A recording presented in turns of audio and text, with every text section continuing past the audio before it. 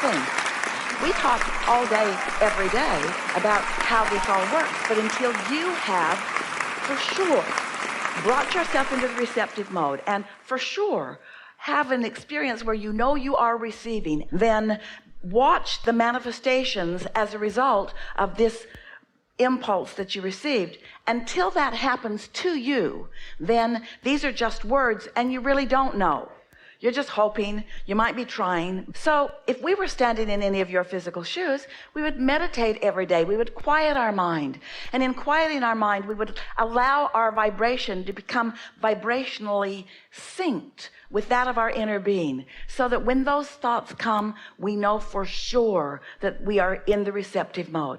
The thing that trips you up is that through your life experience, you have long believed that if you were ever to become enlightened, which you think is unlikely, if you ever were to become enlightened, because so often those who are stand out and say about themselves how rare they really are. And so you don't really expect yourself to become enlightened. You don't really expect yourself to be one of those special ones who's in the receptive mode. And you really do think that if you should accidentally get into the receptive mode, that really important information will be given to you. It should be solemn. There should be harps playing in the background, and you should be receiving things that are of great importance. And so when Esther comes out of meditation and what she receives is an impulse to move furniture around, some might say, that's not very enlightened. Who's she tapping into? But the feeling of wanting to do that led her to an internet search, which led her to some moving men, which led her to a conversation that was exactly what this young man was looking for and what Esther was wanting to offer. So if we could just convince you that you are physical. Oh, wait, you already know that. If we could just convince you that it's good that you are physical, that you are physical beings on the leading edge of thought, that you are physical extensions of source energy, and that manifestations are as spiritual as it gets, so that you could then allow some of the what you have formerly thought were not such spiritual thoughts.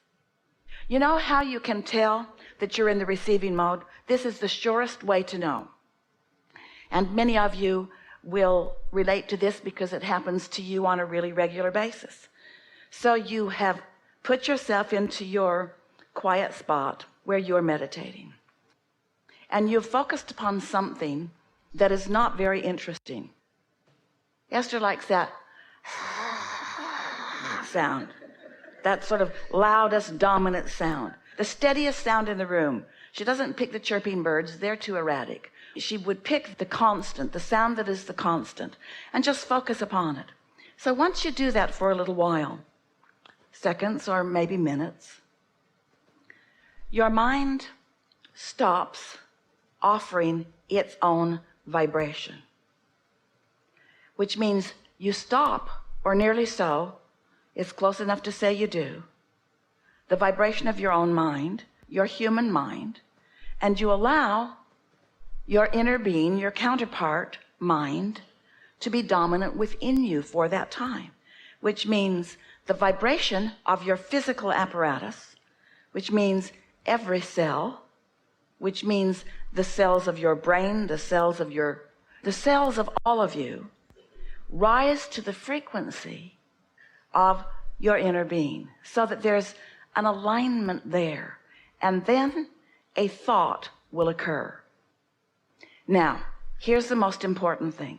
It doesn't matter what the thought is, but it is a wonderful distinction if you can know for sure that you were in that thoughtless space before you received the thought. Because if you can accomplish a thoughtless space for a little while and then receive a thought, trust that that thought is a thought that your inner being is thinking that you are receiving. Now you got to know this. Your inner being knows where you are vibrationally at all times, and knows where you want to be at all times, and knows where you are in relationship to everything you want at all times. So your inner being is offering a thought to you is the path of least resistance thought for you. And while you might want it to be book material, or you might want it to be an invention that has never been present on your planet before, and eventually it can be that, but at first, your first receiving thoughts, or your thoughts that are the most beneficial to you, are from where you are. What thought could you receive that would lead you in the fastest way to something that is important to you? And so rather than judging the importance of the thought, evaluate when the thought dropped into your mind. Was my mind busy and active when I got the thought? If it was, it didn't come from source. It was just a continuation of your busy, active mind. You following that? But if your mind was quiet and a thought dropped in, then bask in the deliciousness of that thought and stay there with it for the 15 or 20 minutes that you still have left in your sitting. And it may very well be that that thought will evolve into something more and something more and something more, or maybe another thought will drop in and another. But show yourself what receiving feels like. Don't take anyone's word for it. Show yourself that you are a receiver. Show yourself that you can be a receiver. And then you reach the place or the point in your vibrational aptitude where you don't have to meditate to get there. You can just get happy and get there. You can be driving and get there. In other words, you're in the receiving mode a good deal of the time. Haven't you been with someone when you really get rolling? A group of you around a table having such fun. Everyone's tuned in, tapped in, turned on, and here it comes, here it comes, here it comes, here it comes, here it comes, here it comes, here it comes. Boom, boom, boom, boom, boom, boom, boom, boom, boom, boom, boom. We're on fire, you say. We are so tuned in to well-being, and our inner being isn't trying to get us to change the world. Our inner being is just guiding us through the most pleasant dinner that has ever been eaten, you see. We want the proof to be, the satisfaction is the proof, because proof, until there is that manifestation that you're wanting. But there's plenty of satisfaction, which is proof, satisfaction, which is proof, satisfaction, which is proof, satisfaction, which is proof, before there is the manifestation, the car in the garage or the whatever.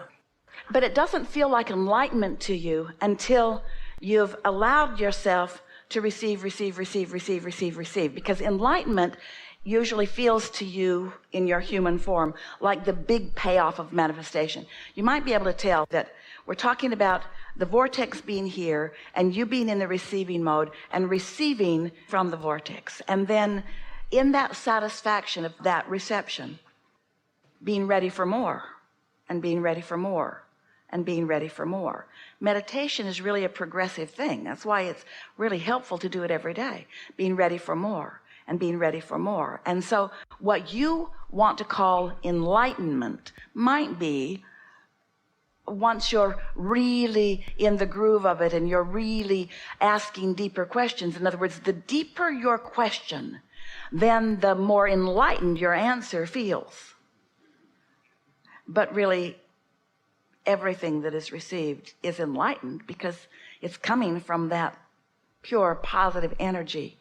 We think it's a good idea to acknowledge this. This is really a good culmination of this part of what we've been talking about here. So, do you get it that you are an extension of this source energy? And that you are out here on the leading edge, and that what you are manifesting is source manifestation. This is creation. Humans talk about how God created the world. Well, the world is still being created. The creation never stops. And that source energy that man believes that was there in the beginning is never-endingly always there. And so this creation is always happening, and you are the leading edge of all of that. And you have the privilege, you have the freedom to be at the point of those manifestations where it bursts into being translated through physical senses. Oh, how delicious is that? And so this source energy who is manifesting to you and through you, it just doesn't get any better than that. But humans want enlightenment to be something more than day-to-day experience. But day-to-day experience is the leading edge experience. It is the ongoing experience. It is what source is all about. And it is what source is reveling in now, you see. This combination of beings has never been before unto all of the universe. And the reveling that all that is experiencing as a result of what you are offering with your minds and what you're feeling with your solar plexus and the new awarenesses that you're coming to. This is leading edge thought. This is taking thought beyond what has ever been before, which means it's taking manifestation beyond what it has ever been before. It's what puts the eternalness in eternity. It couldn't be any better than that. So often humans use big words like enlightenment or success that in some ways limits them because they put an artificial barrier. It's like sometimes people will say, I have a really important question. Well, the more important they think their question is, the less likely they are to hear the answer. Your question can be important and easy to understand at the same time. You see, you've thought so many thoughts, and it's a good thing, not a bad thing, because consider this. You get it that when you know what you don't want, you know what you do want, and that those rockets of desires, those transmissions of vibration are what have created this vibrational reality that is the source of all that you are now receiving. Did you follow that? And do you know that? So as the contrast occurs, that's where the beginning of all of your creation comes from, which means if you don't allow yourself contrast and those moments of knowing what you don't want, you don't allow your evolution. The evolution of all that is, the expansion and evolution of every species is about that. You've got to be all right with that. All that fear means is that you in this moment aren't in sync with the thought that your inner being is having about this same thing that you're thinking about. It's just guidance. That's all it is. It's just guidance. This guidance is coming through your ear rather than through your solar plexus. But if you weren't hearing these words, you might be feeling the emotion that what we know and what you are thinking are creating. But is it possible that you might accept that the very fear that doesn't feel so good is because of the love that is being offered that you are presently denying? That's what fear always means. We can't convince you with words. You've got to show yourself through alignment. We can offer the words all day long, but this is something that you have to let in. Love is something that you receive. It's not something you contemplate. It's not something you orchestrate. It's not something that you dictate. It's not something that you demand. It's something that you let in. It's something that is always present and always being offered to you, that you can let in or not. And when you don't, it doesn't feel good. That's all. It doesn't mean it's not present. It means you're not letting it in.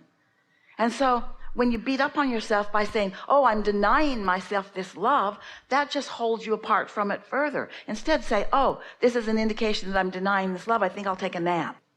I think I'll stop rampaging on this subject that has enough momentum that it's carrying me into a vibration that isn't allowing me to receive the love that is always being offered to me. We're not talking about other humans bringing it to you. We're talking about you coming into alignment and feeling the wholeness of who you are. But humans often, you're looking for love in all the wrong places. And so here it is. If a person coming towards you is in alignment with who they are, and they are inspired through their alignment, their impulse is to move in the direction of you. If you are in alignment, you will not feel like pushing them away. But there are a lot of people moving towards you who are not in alignment with who they are.